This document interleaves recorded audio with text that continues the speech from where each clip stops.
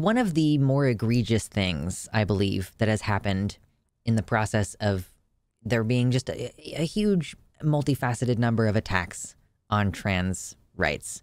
There's the obvious stuff like, oh, they're trying to make this care illegal for youth. There's egregious things like, oh, you've made it illegal for me to use the bathroom in the state where I was born. Neat. Lots of different fun things like that. The one that I found most egregious, and I remember we covered this when Florida did it, but other states have done it as well, is the state just declaring that gender-affirming care, isn't real medicine, and therefore we are not going to cover it on Medicaid anymore. So if you're a poor person who's on Medicaid, or a disabled person, but Medicaid is public insurance for poor people or whatever, if you are already reliant on that system, they can just go oh, well, we've decided that your healthcare is not going to be covered because it's for trans-related specific reasons.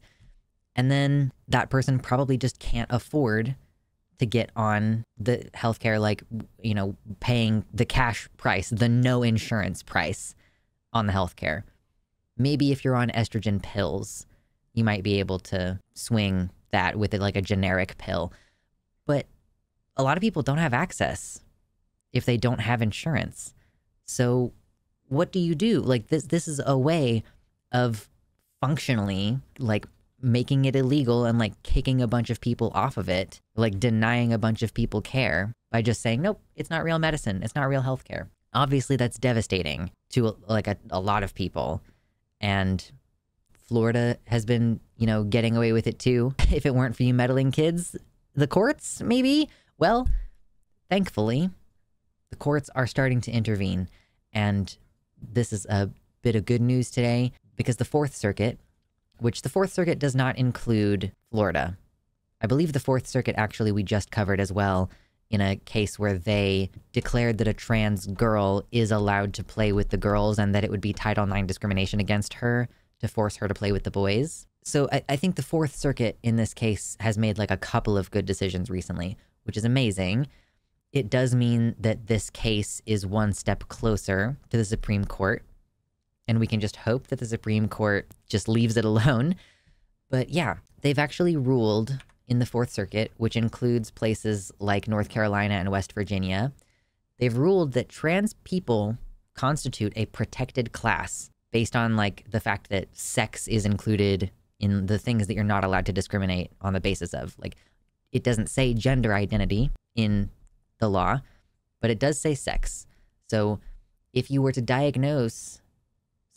discriminate against someone based on their diagnosis of gender dysphoria, that is discrimination based on gender identity and sex. The ruling is in response to, some state laws and policies in North Carolina and West Virginia, which were preventing trans people on state plans or Medicaid from obtaining coverage for gender-affirming care.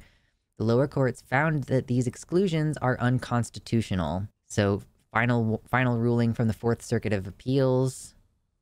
Court of Appeals declares trans exclusions are, quote, obviously discriminatory and were, quote, in violation of the Equal Protection Clause of the United States Constitution, which upholds lower court rulings that bar the discriminatory exclusions. So, the 14th Amendment is kind of saving our asses over and over again because there's the Equal Protection Clause, which basically just states you cannot treat people differently under the law.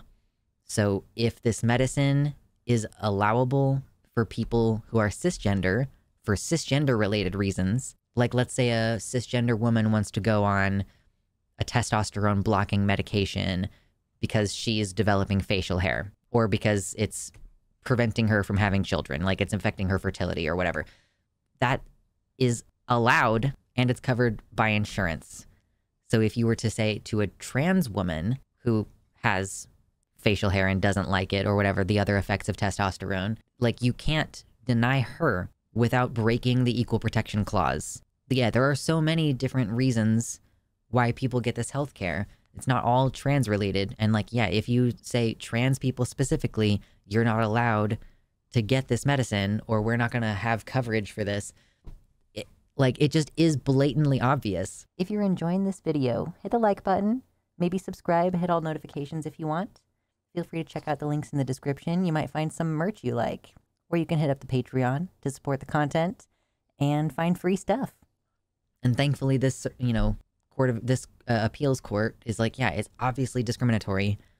We need more and more and more and more and more of that precedent, because I'm not totally sure, but I think that all of these different cases are going to be weighed in on the Supreme Court level. Do they look? I know that they look at previous precedent that the Supreme Court itself has set. But I wonder if they look like, oh, this particular case from the Fourth Circuit might get appealed up the Supreme Court. And the Supreme Court might be able to look at okay, well, this is how this has been interpreted a lot of different times in a lot of different cases.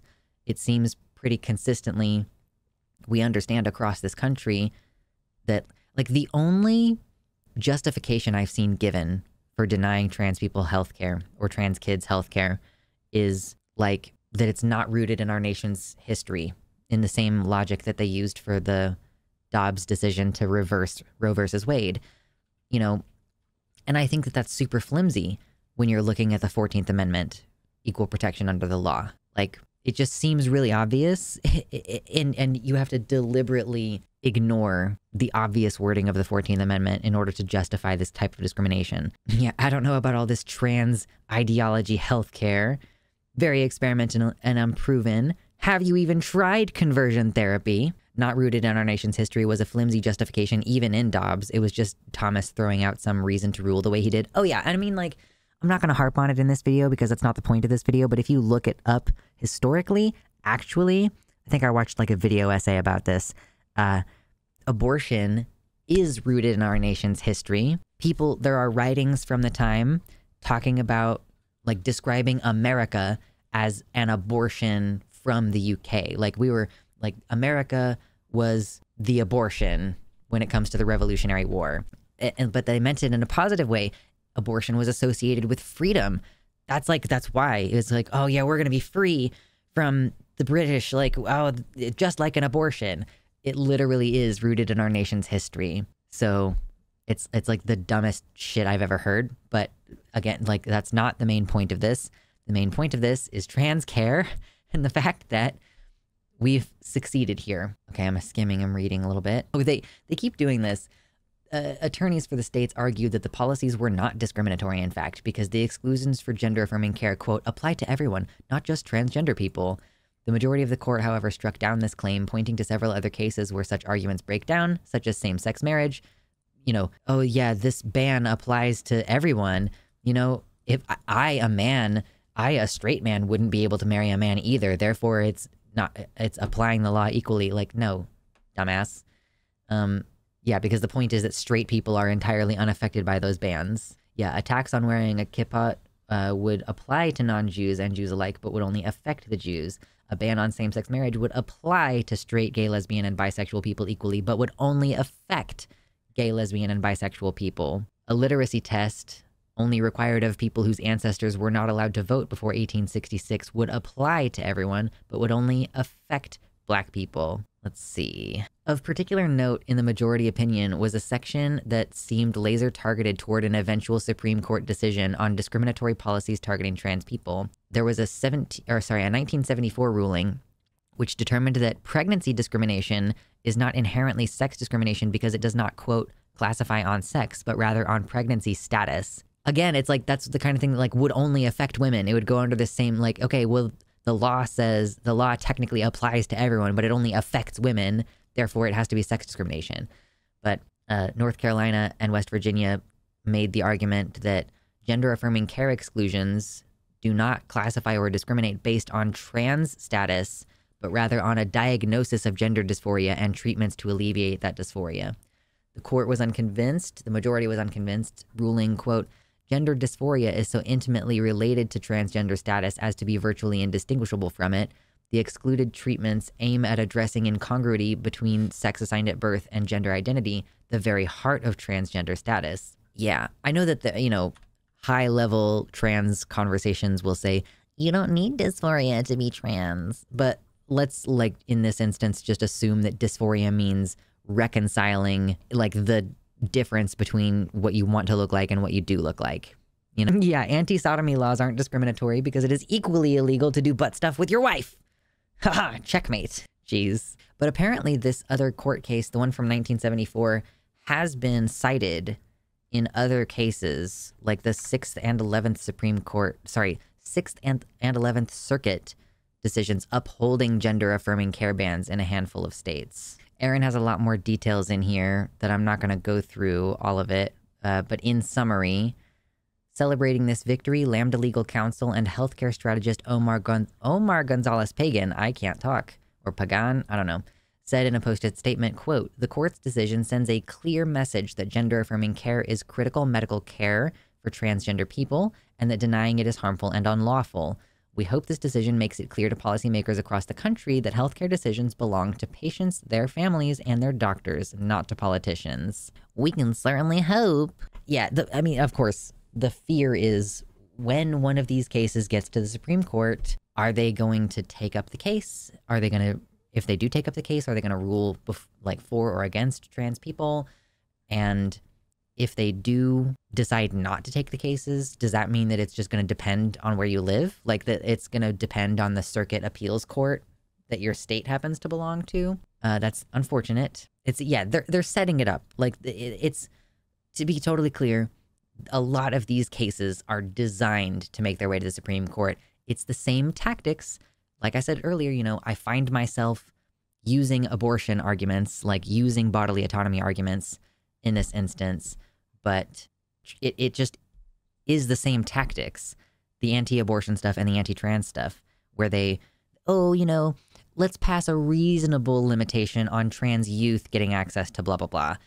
And then they'll expand that and they'll go, oh, well, actually, we're going to amend it up to age 25 instead of age 18.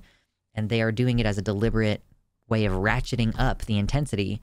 Because if they've convinced the majority to accept, okay, well, you can't have it until age 18, then it's pretty easy to bump that up. Oh, age 21, actually. Oh, there's new research that actually the brain doesn't start developing until 25. So you know that more people regret having kids, like significantly more people regret having kids than regret trans-affirming care, like gender-affirming care. Does that mean that we should make it illegal to have children until the age of 25? Like, no, because we don't make laws in society based on regret. Like, this is the only case where we try to do that. And it's not even, it doesn't even really matter the regret. It's just an excuse. They don't actually care about the statistics on regret. Again, this is part of Project 2025. Like, we don't go in depth on it that often, but I want to call attention to it because it's already in motion.